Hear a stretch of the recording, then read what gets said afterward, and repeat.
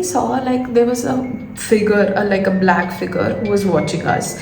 And I told Harshit to go check. And when he went and checked, that person just like walked away. So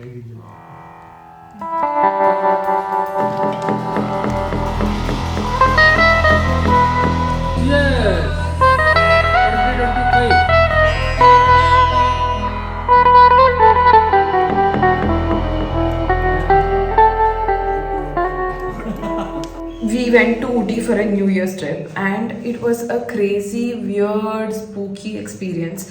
So I thought it would be fun to share some stories and vibe. We were a group of 8 people.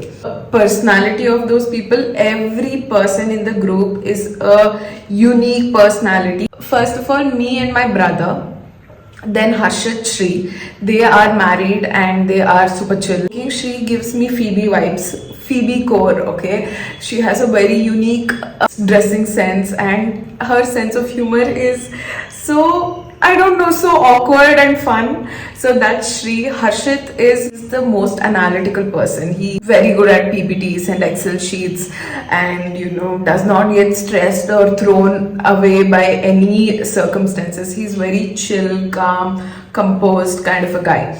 Then Adarsh is kind of a very agitated, and he wants to be in control. He thinks he is the boss of the gang and he has to keep everybody and everything in control. He's someone who gets angry like very easily. So that's Adarsh for you. Then there is Vicky is the most funny and the most witty guy. His sense of humor is so fast, and he actually brings a very happy and fun vibe to the group. Then there is Cholla. His actual name is Rahul, but Cholla because his hands are weird. Gets a sense of joy in annoying people, in pushing them to the limit. And Cholla and Adarsh, the combination who gets seriously angry, and Cholla who enjoys rage baiting people, is not a good combination because they're always fighting and arguing. Then there is Karthik. Karthik is a chill guy. He's just a chill guy. He does not, fight a lot. He does not rage bait anybody. He's chill, grounded dude. From Mysore, Ooty is somewhere around, I think, 3 to 4 hours drive, and we left early in the morning. So we had to pass through that Bandipur road. Oh my god, it was my first time going through Bandipur. So beautiful to see. Early in the morning there was fog all around. The whole path is lined with deers.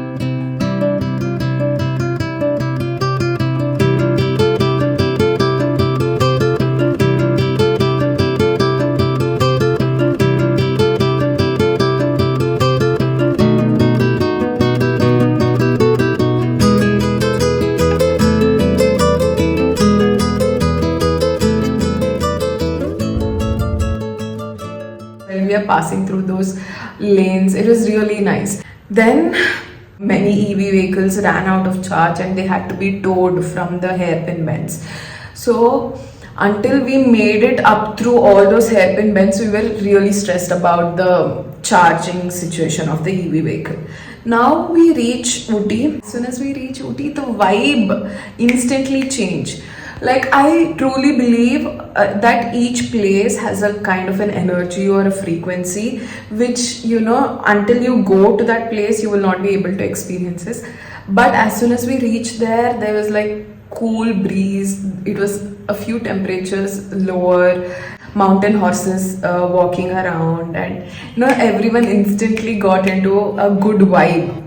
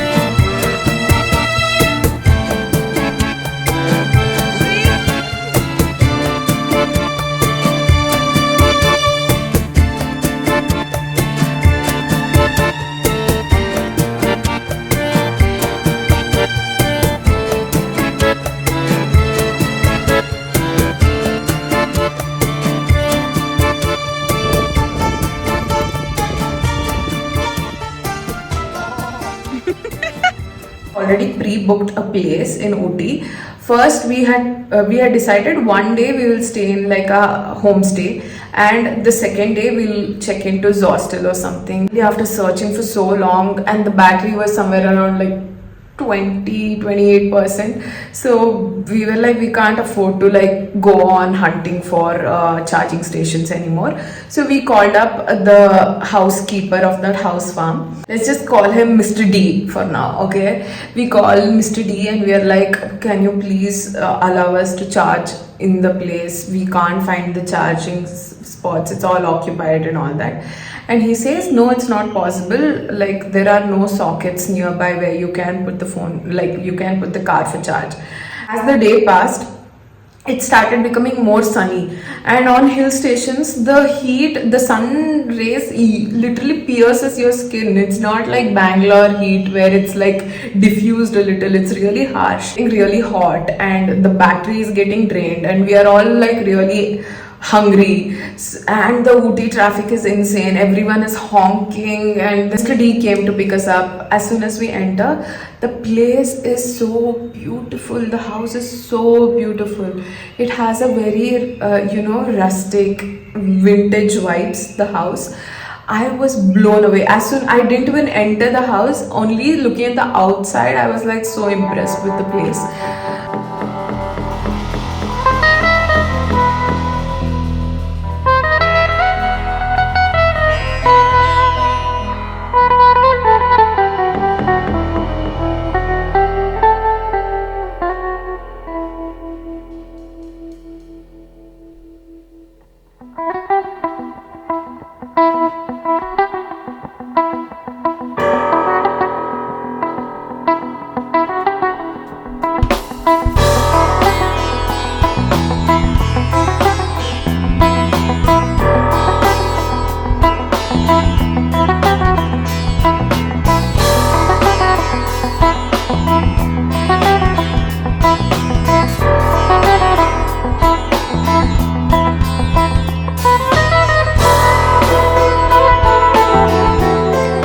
Was like, I had certain expectation for the house, but it was beyond our expectation, okay?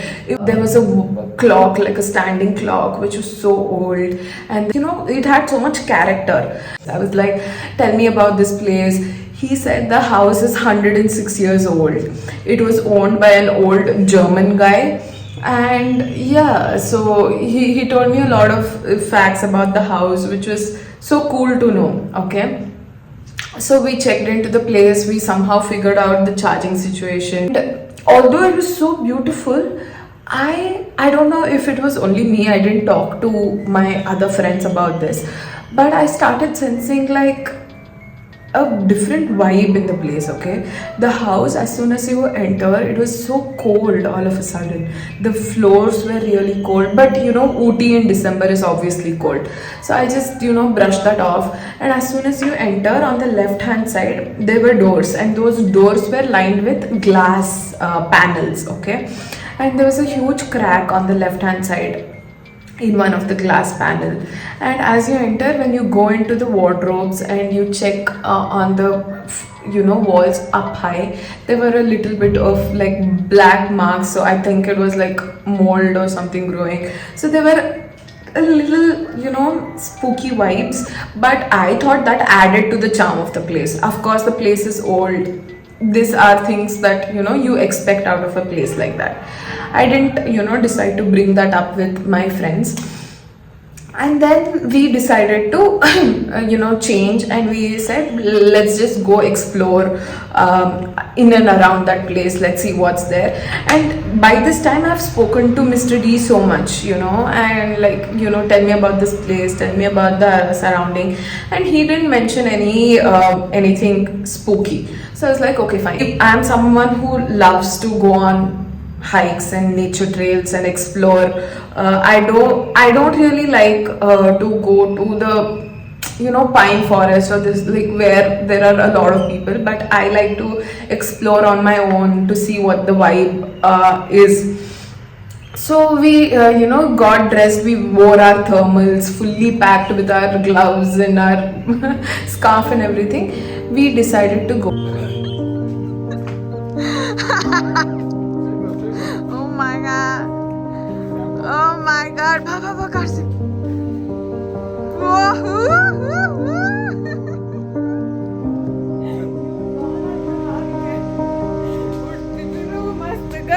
Dora, Dora.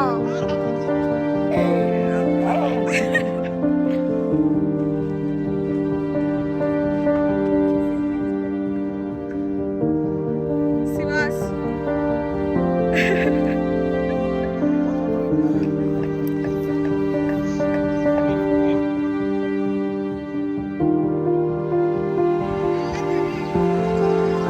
Say hi. Hi, Anu.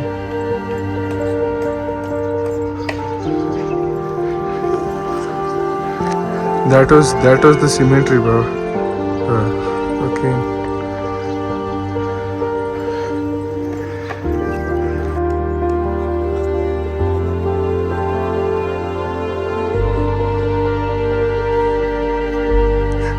Tirko ikkada. Tirko. Iru.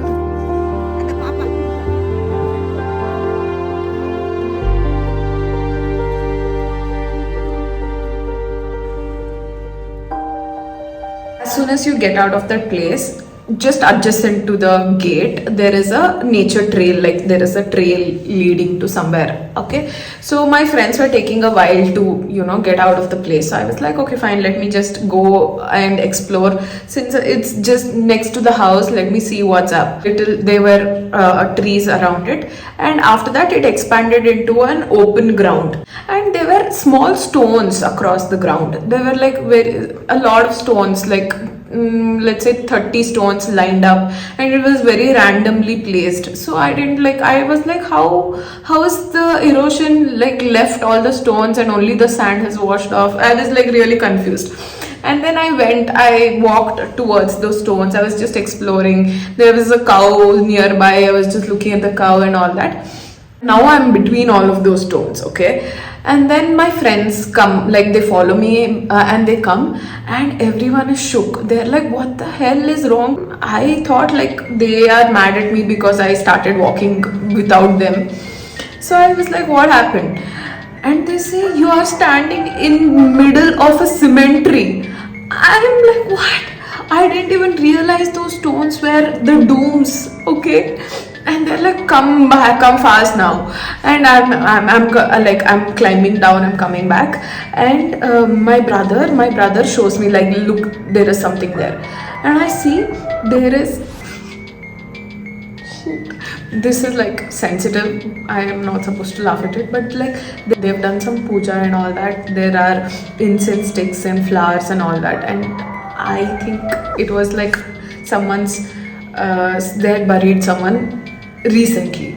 So that was so spooky, and I just walked off. And obviously my friends gave me a lecture like, why do you do this, why do you go without informing us and all that. It's like, fuck it.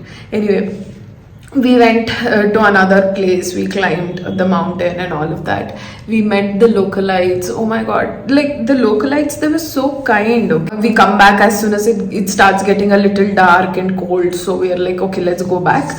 And we come back to the homes. So as the evening passed, Mr. D comes and puts in the wood fire, and he lights up the indoor space, and we are having a blast, like the warmth and the ambient lighting, and we have got alcohol obviously, and we are drinking and we are chilling.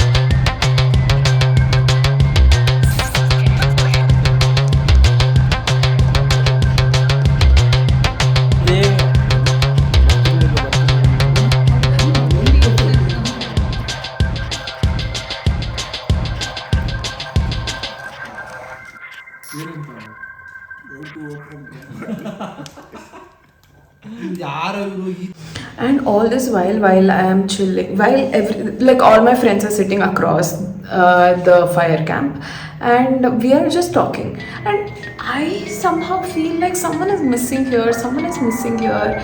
I feel that a lot of times, like in feeling like there's someone missing. And then I felt like that one, two, three times, and then after we started drinking, it was like someone was watching the group from a third perspective. I don't know how to explain it. I just spoke it out loud. I told my friends, "Do you guys feel like there's someone watching us, or like someone else who's present in this room?" And I expected them to say, "Are you stupid? Why are you talking like that?" And everyone, like the most analytical person to the most, all the people, like the 8 people, everyone are like, "Yeah, we feel like, there's some other presence also with us." But the catch is, this was not like weird as in scary. The presence was like really friendly. It was like, I was just asking them, "Do you think it's a he or a she?" I felt it was like a middle-aged man, and I felt strongly that it was that German man who owned this place, owned that house. So I was just asking them, "Do you think it's a he or a she, that this and all?" And everyone said it's a he. It was like the most weirdest thing.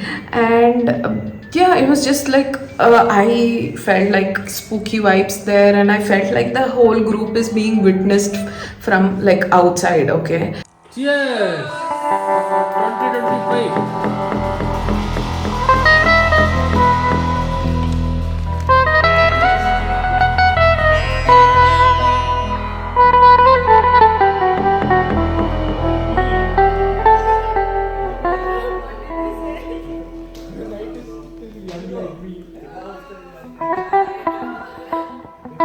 And then it was late, so we just went to sleep. So apparently the next day, Shri comes up to me, and she's like, "Dude, I saw something so weird yesterday. I am sleeping, and there were French windows in that room, okay, on the end, and a part of the window was not covered with the curtain." So she says, "When I was sleeping, I saw like there was a figure, like a black figure who was watching us." And I told Harshit to go check, and when he went and checked, that person just like walked away. So I don't know if it was Mr. D or something, but I really felt like someone was watching us sleep last night, which was so like crazy. That's about it. Then we checked out in the morning. We went to hostel.